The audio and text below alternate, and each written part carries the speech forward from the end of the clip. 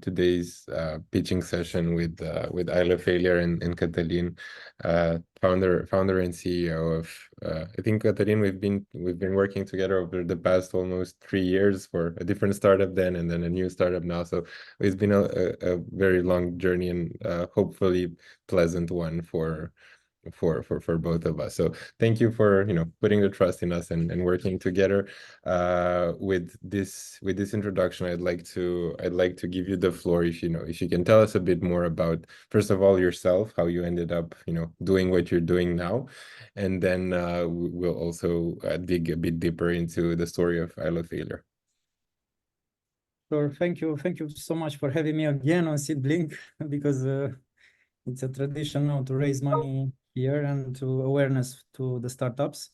So my name is Mr. Catalin. I'm a tech entrepreneur, and I've done a lot of companies. I started a lot of tech startups, but only one succeeded. I had a lot of failures. That's why I started Isle of Failure. And before Isle of Failure, I co-founded Voxa, the audiobooks app, which is now also in Italy and is growing, so things are going well there. And after I left Vox, I decided to focus my time and energy on a different problem, because entrepreneurs, as you know, focus on problems. And one of my biggest problems is fear of failure, was fear of failure, and it still is. And this is what I wanted to tackle, what I wanted to solve. I didn't know there was a business here. I had no idea this could be turned into a business. But it was a problem that I wanted to come with a part of a solution, or even fix it if possible. So we started to do events, Isle of Failure events. Basically, it all started with a story from one, I don't know, networking session or at an event. When I was the lowest point of my life, and I heard, everybody seemed to have everything figured out there in the room. So when you are low, you think you're the only one. So when you hear another person, talking about their failures, and I'm not going to therapy, so I didn't do that before. So when I heard this guy talk about his failure, somehow it gave me courage to take the next step, and this is how the idea got formed into my head. And his story not only inspired me, but also gave me information. So it was sort of a cocktail of information and therapy. And I said, okay, if this guy would have been on stage, everybody would have been inspired, and it would have been a great event. So we started doing events like this, Isle of Failure events, small events. Then we got bigger and bigger, and now we do our conferences are at the opera houses in 3 cities in Romania, all licenses like that. So we want to expand the license of the conferences. And also we started doing a B2B segment where we do private events in companies, and also have implement Isle of Failure mentality in the companies. But the long run is the Isle of Failure app, the personal development app, where we want to measure fear of failure and have all that. So basically gamify fear of failure and have all the support and resources you need, and take personal development to the next level. All right. Well, Catherine, can you also give us a bit more insights in, how did Isle of Failure start? So what was, the first, you mentioned a bit, your personal story, but how did that evolve basically into a company, into a business? And what was the realization where you said, okay, I can actually turn this into a business? Yeah, as I said, after Voxa, I started Isle of Failure a long time ago, but I didn't know it was a business. It was sort of a therapy for me, and we had fun around the country, and I saw traction, but I never thought of it as a business. But after Voxa, I met a girl. I was a girl, and I talked to her about the Isle of Failure, what I did before. And she said, look, why don't we sell tickets to these events and see how this works? I said, okay, fine. I still didn't see it was a business, but I said, okay, let's say tickets, let's get influencers and, people, high value people on stage, and see if this works.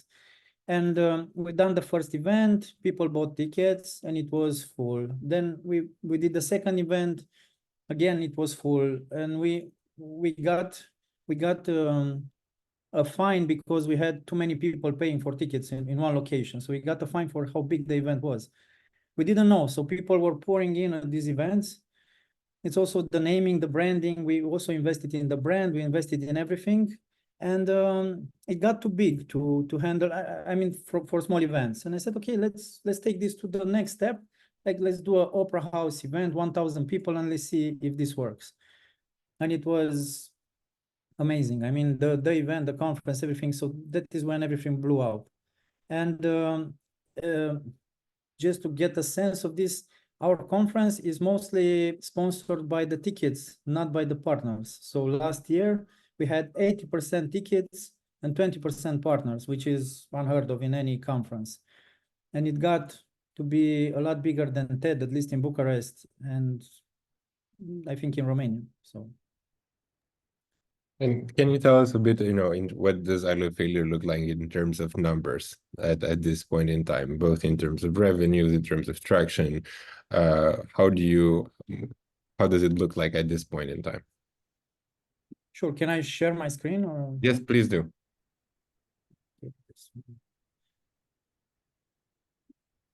Desktop. I think this is share. I'm gonna go to the pitch because it's easier like this. Let me know if you see the screen. Yeah.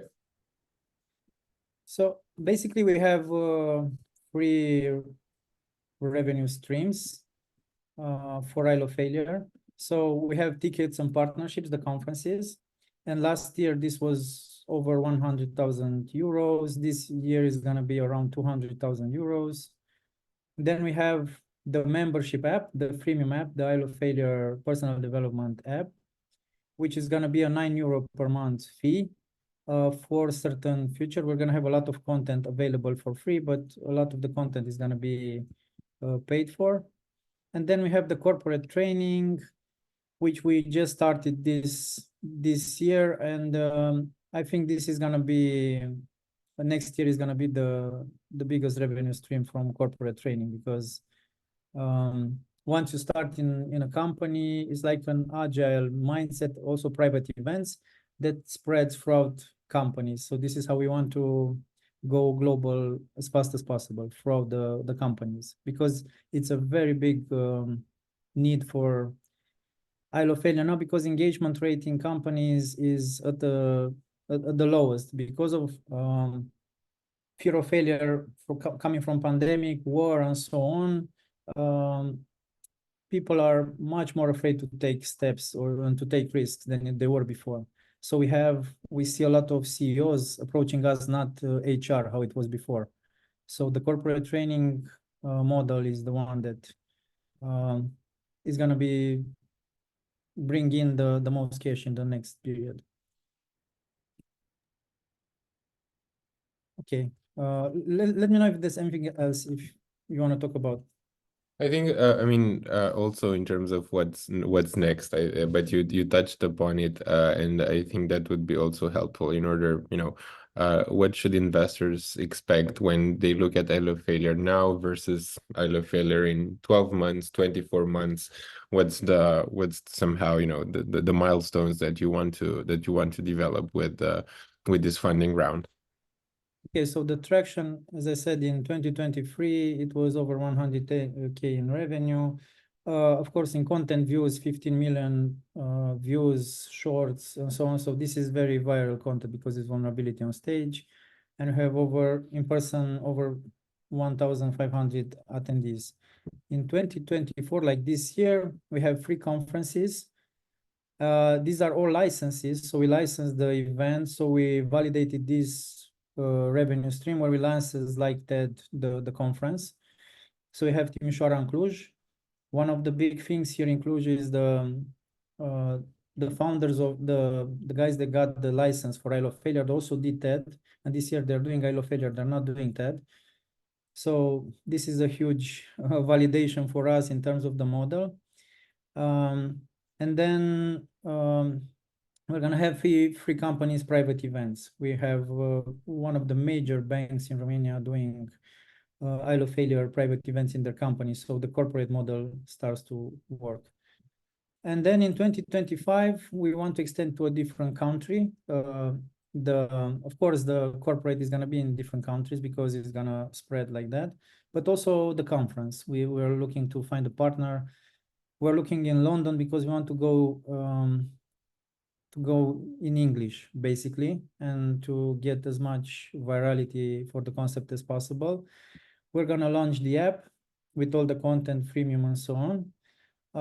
We estimate somewhere around 600K in revenue, and we're going to have 15 companies using our corporate products. So this is a roadmap for this year and next year.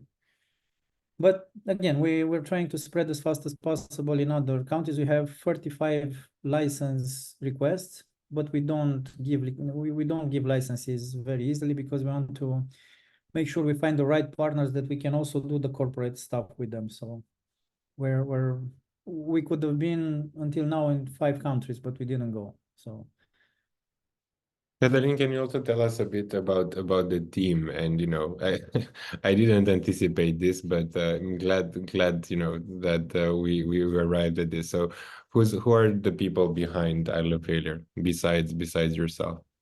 okay, so this is the core team. These are all full-time employees. We all work full-time on failure, so our job is failure daily. I'm the founder. Then we have Octavia Tudorache. She is the heart of I Love Failure. She's handling the conferences. She's head of failure, basically the first one, because we certificate head of failures in other companies, but she's our head of failure. And then we have Ioana, social media, and Catalin, which is the designer of the brand. Now, in terms of advisors, we have Bogdan Putinică, the CEO of Microsoft. We have Ana Maria Andronic, the founder of Andronics and Partners, Legal. Florin Ștefan, Application Director at Stefanini EMEA, and also Mircea Căpățână, the founder of SmartBill, joined us as an investor and advisor on the company.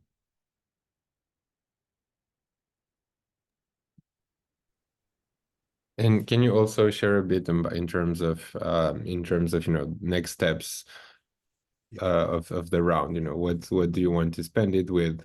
And again, what are the milestones that you need to happen in the next 12 to 15 months? So this is pretty much what we want to do. We want to, of course, product development. I have some experience with Voxa. This is going to be a lot cheaper than Voxa. Voxa was very expensive because it was also very hard to do in terms of not only content, but the coding part. So product development, content creation, because we don't have only the conferences, we're going to have podcasts, we're going to have a lot of master classes and other content that we're going to have on the app that can help people, overcome fear of failure and take the next steps. Then marketing, personnel, and other. Basically, this is what we're going to use the funds for. And our biggest, we are still profitable. So I should mention from the first year we were profitable. This year we're going to be profitable just with conference and now with the corporate line of business. So we know that the app is going to take a little bit to take off. And but during this time we have all these other lines of business that help, sustain the product. So we are not relying only on the investment and not doing anything to be cash flow positive. And what are the main things that excite you at the I Love Failure? So what is it, as a CEO, what are the things that keep you going and wake you up at night that you're working upon? Well, the thing is, I want to take this really to the next level of personal development. For me, we have this fearometer basically. So we want to measure exactly how you feel. You always know as you test yourself now in our days for everything, you should test your fear of failure to see when you are low. And we have it from I'm terrified to I love failure. So whatever you want to do in this life, even as a company, if you want to innovate, your relationship with failure is what defines how far you can go. So we want to really take this to the next level and help as many people as possible. So this is something for me personal that I use every day. So I wake up and I think, okay, I'm working at Tile of Failure, which gives me, I don't know, I'm always positive when I work at this problem because I know it helps me and helps other people. So my personal development is also based on this concept, and I want to share it with the world. So we want to make the world more courageous. Basically, we cannot stand people, you know, being afraid. Still bad things are gonna happen, but you need to have the right attitude, because courage is contagious. So if we have courage on stage, in the app, and so on, and we encourage people all the time, this is gonna spread. So we want to make the world like braver. We say we sell courage, basically. That's what we like to say.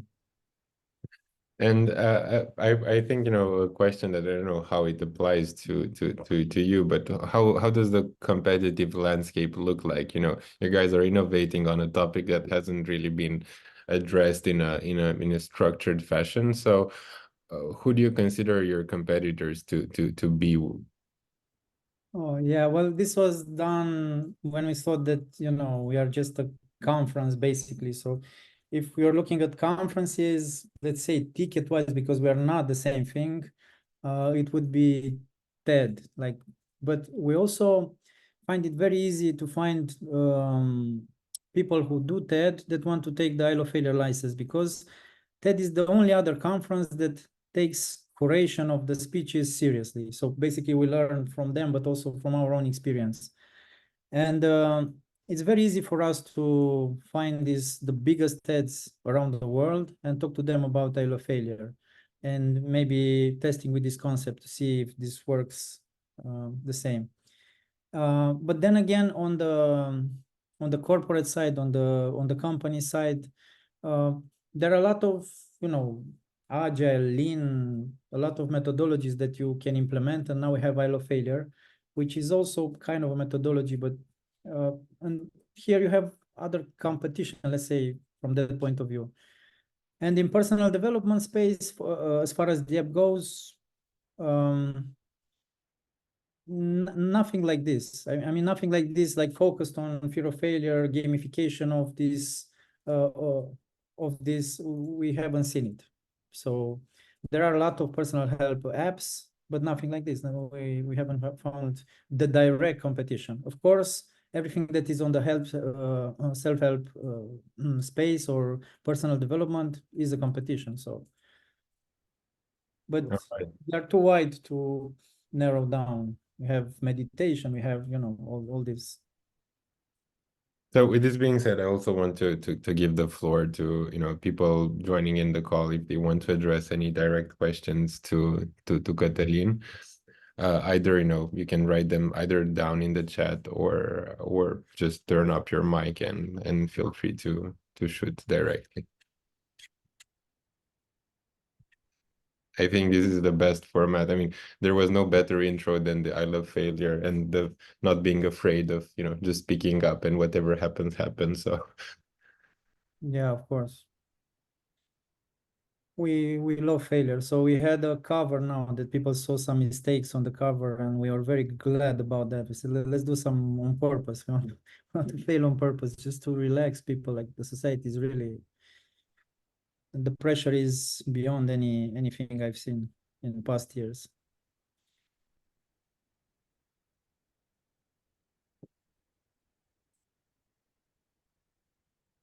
if there aren't any questions, I'd like to just to remind everyone. So the I love failure round is live on SeedBlink for probably the next 2 to 3 weeks, Catherine. Still open, and then if there are any follow-up questions that you want to address to Catherine or the team, there's a discussion tab on the campaign page. And the team has been nothing but, you know, open and responsive towards answering any investor curiosities. Catherine, can you just remind us a bit about the investment terms? What are the rounds? How much is already committed as of now? Yeah, let me. I stopped the screen share. So I think is 110K is committed so far. Yeah, 110,000 euros are already committed from our community and SeedBlink community. So the minimum amount has been achieved on SeedBlink, but we are looking to raise the full amount if possible of 300. So we have available up to 300,000. Perfect. So I'll leave the campaign page in the discussion tab if anyone wants to have a look at it and go through it. And with this in mind, I want to thank you Katalin, for taking the time to walk us through your vision in the company, and everyone joining for taking the time to chip in. And I wish you a very good day and afternoon. You too. Thank you very much, Eric. And thank you everybody for listening. Okay, see you soon. Bye-bye.